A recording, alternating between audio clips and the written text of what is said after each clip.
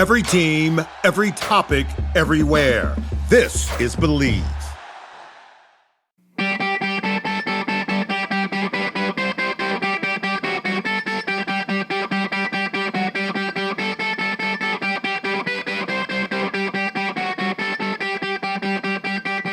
What's up, Hockey Think Tankers? Welcome to another Friday Face-Off sponsored by Titan Battle Gear. If you heard our recent conversation with the founder from Titan Battle Gear, you know why we're excited about what they're building.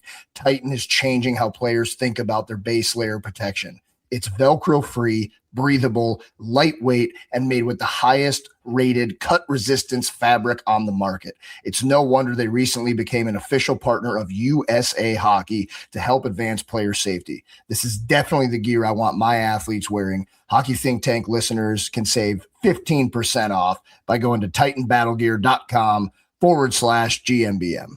Boom. Let's go, baby. Huge Friday Face-Off here today. 10 minutes are on the clock.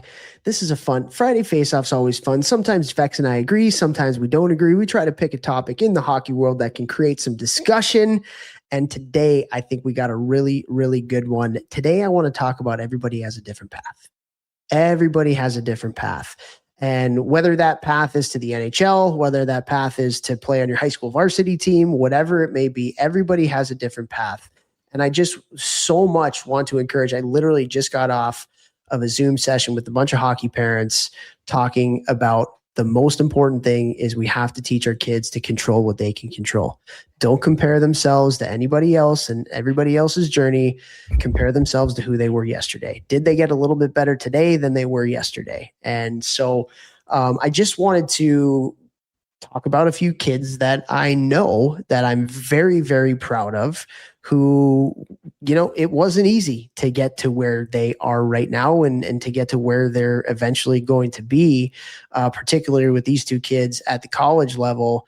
And so there's two kids that I really want to point out. And these are two of my favorite kids that I've ever coached. I had them a couple years ago as U16s, and now they're 20, and both of them will be playing college hockey next year. And their names are Ryan Seelinger and Dominic Gatto. And just two kids, like I wanted to talk about them because I'm so pumped for them in where they're at right now, and knowing them when I did, 3 or so years ago when I had them when they were 16 years old. And so to start, Ryan, we'll call him Seals.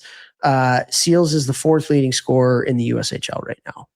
He's going to Miami of Ohio next year. And it's funny because, like looking at his path, I had him as a U16 in Chicago.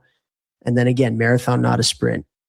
Didn't go to junior hockey, played U18. Had a really good year at U18. Didn't get drafted in the USHL, played a year in the North American Hockey League, and had a great year in the North American Hockey League.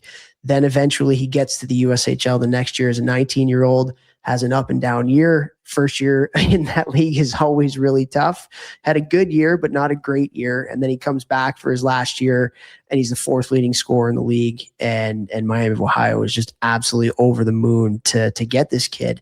And one of the stories that I love to tell about Ryan is I'll never forget in like the first game that I coached him, and he went into a battle and didn't kind of give everything he had into the battle. And the other kid kind of won it, whatever. And this is a kid who had like a lot of skill, a lot of talent, really see the game. You can see the potential there. And so I actually sat him on the bench for a couple shifts. And I was just kind of like, hey, it's not how we do things here. Trying to make a point as a coach right away. Like, we are a competitive team. We're going to battle. And it was okay.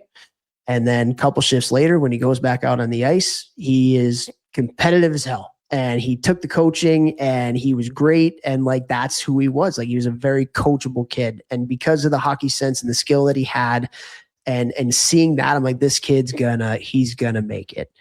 And even though it didn't happen in the timeline, maybe if you asked him like that, he wanted to, everybody wants the commitment early. Everybody wants, to get to college as fast as they can. Like, he stuck with the process. And, I'll never forget the Miami coaches at the time calling me. I had a really good relationship with them, and they were asking about him. And I couldn't talk enough great things about him because I was like, he's just an awesome kid, coachable, and tell that story. And they're like, that matters, right? And so now he's doing what he's doing, man. And it was a marathon, not a sprint. But the biggest thing, he was coachable. What are your thoughts on that, man? I mean, I think, what did you say to start that? It's just about getting better than yourself yesterday. Yeah. Like, don't compare yourself to other people. Compare yourself to who you were yesterday. Did you get a little bit better? It's like so hard to do that. It's so hard to do that. But once you can learn that, and I don't think there's anything wrong with using others as a barometer or to show proof of concept, comparing yourself to them. But you can't compare them like, why them, why not me? Like that kind of comparing, that will hurt you. But if you can look at somebody and be like, oh, like at their age, they were here and I was here, like whatever, like anything that you can use to motivate you to stay more disciplined, to stay consistent, use it. And if that's comparing or light or dark, I'm fine with it, honestly. But the thing that Toph said there, like, it's so freaking important that if that's what you compare yourself to as yourself every day, did I get better than yesterday? Am I better today than I was yesterday? Like literally, if you just think about it, how do you make the higher level team? We have to get better. Well, if you're getting better every day than yesterday, you're 100% going in the right direction. Like without a doubt, 100% you are getting better. You're going in the right direction to make that team. That's the only thing that you can guarantee. And it's like, it's really tough to wrap your brain around this because there's nothing shiny. It's usually little incremental bits of getting better.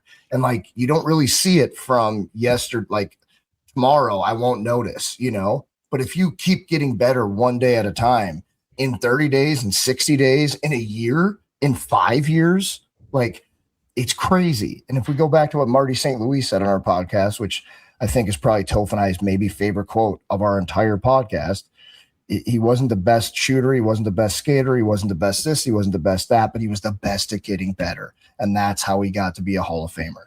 Like, it is so damn important, guys. Yep. Focus on the things that you can control and be coachable. Those are superpowers in today's day and age. And it's not easy, like you said, to just worry about yourself and worry about your journey and not compare yourself to other people's in a negative way. And so, yeah, I think just, Seals just awesome kid, comes from a great family and coachable, had the necessary skill requirements to be at the level, had to go through some ups and downs, but man, did he ever. And I think a big part of it is he just loves the game, man, just absolutely loves the game. And the next kid I want to talk about too, Dom, he's one of those guys that loves the game too. He is an absolute warrior. So to give you a little bit of a background. So I had Dom that same year with Seals. We were with the Windy City Storm together at U16, and Dom is about my size. So Dom is not, he's a lurgy to say the least.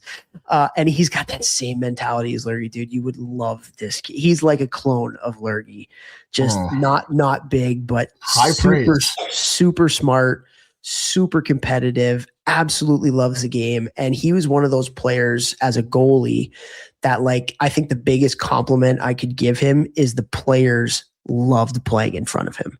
Like, he gave our team so much confidence in his preparation and how he played the game. And, he just exuded just a great teammate, and he made us all better. Like, he was a leader without wearing a letter type of person. And at that size, sometimes there's a ceiling as far as, coaches that are going to give you a chance. And so Dom, same thing, like he played, all the way through youth hockey up through AAA. And then he went and played 2 years in the NCDC and killed it there. And this year he's in the North American Hockey League, and he's one of the top goalies in the North American Hockey League at his size. And I got a text from the head coach at Milwaukee School of Engineering, which is a great Division III hockey school, great academic school. And he committed to that school. And it was one of those things, like, I was just so happy, man. I was just so incredibly happy because he is a kid that is going to use hockey to get a great education. And obviously I'm sure the goal was NHL, the goal was Division I. But shoot for the stars, and if you land on the moon, what's that saying? Shoot for the moon, and if you miss, you land amongst the stars. And he's gonna be one of the top goalies in Division III, I think. And he's just gonna make that team better for the reasons that I just stated. Just a consummate professional, just cares about his craft, always looking to get better.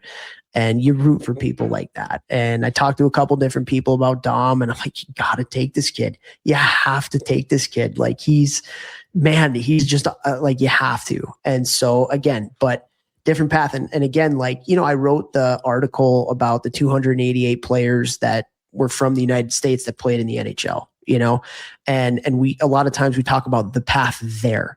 Well, here's the path to this year now. Right? Dom's going to play D3, Seals is going to play Division I. Who knows what's going to happen with their careers afterwards? But just two shining examples of everybody has a different path. Be coachable, love the game. You're going to find yourself getting the results that you want if you have those two things to the best of your ability. And I'm just so happy. And I know there's a guy that you have that is killing it in college hockey right now that kind of followed, I think, a little bit of a similar path, right? Yeah, I mean, I got a lot of those guys, but you talking about that goalie reminds me of Mitch Day. I think we talked about his story 2 years ago. So he was same thing, small goalie, 5'6", 5'7", maybe, very Jeff Lerg, got super into dialing himself in off the ice with training, nutrition, mindset, literally everything he possibly could. And I think he was in the NCDC first. Then he went to the Null, was a Null All-Star, one of the best goalies in the league. The week before he was leaving for D3, he got a call from Niagara and took the Niagara deal and is now at Niagara, and he's played a bunch of games in his first 2 years. And, he knew he was going in as the third guy, fourth goalie, second edition, literally the week before going to school in D3. And we kept the hope alive all summer long, and it's just unbelievable, and he's earned it. But that you're talking about Jack Anderson, big 6'6" D-man who, when he came into the gym 4 years ago, barely could chew bubblegum and walk at the same time. Just super, super raw, and he's one of the hardest workers I've ever had. And having a massive year, 3 weeks in a row, back to back to back. CCHA Defenseman of the Week. He was the National Defender of the Month for all of Division I college hockey last month, I believe. And he's a free agent. So he's free agent, undrafted, 6'6", monster, unbelievable human, unbelievable family. Somebody's going to get a pretty nice prize in Jack Anderson here at the end of the college hockey season, I'm sure.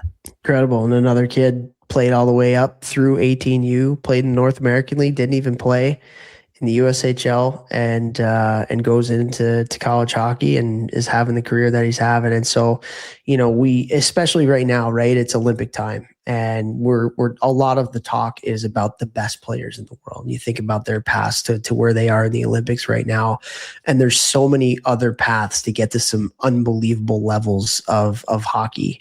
And not every path was created equal. Every path was different. And so that's just a message that Vex and I love to talk about is again, it's a different path, and control what you can control, be coachable, focus on your development and getting better, not on the exposure and being on a super team and all that kind of stuff. Be where your feet are, be in the present moment, be the best version of you and wherever you're at, be a great teammate,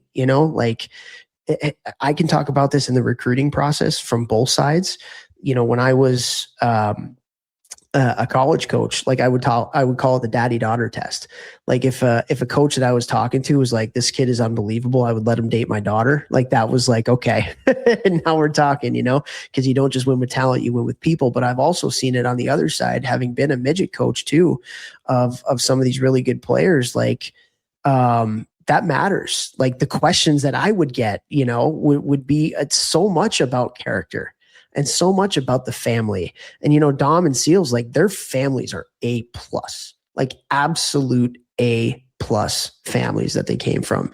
And I would imagine your guys are the same. And so I just I'm so happy for them getting that call the other day about Dom committing to that school. I was just like over the moon. I'm like, I want to talk about this on the podcast here. So hopefully you guys can take something from this, whether you're a kid that's on your way to the rink and thinking about your journey, whether you're a parent that's on the way to the rink with your kid and you're thinking about how to best support your kid on their journey.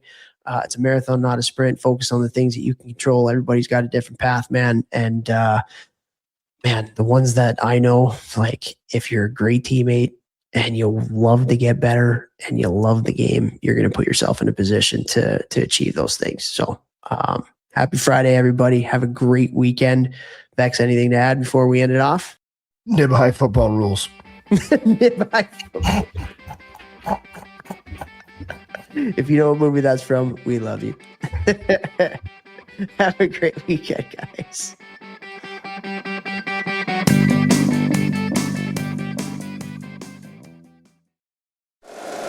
If you like the show, please take a moment to rate, review, and subscribe. It really does help the show to grow.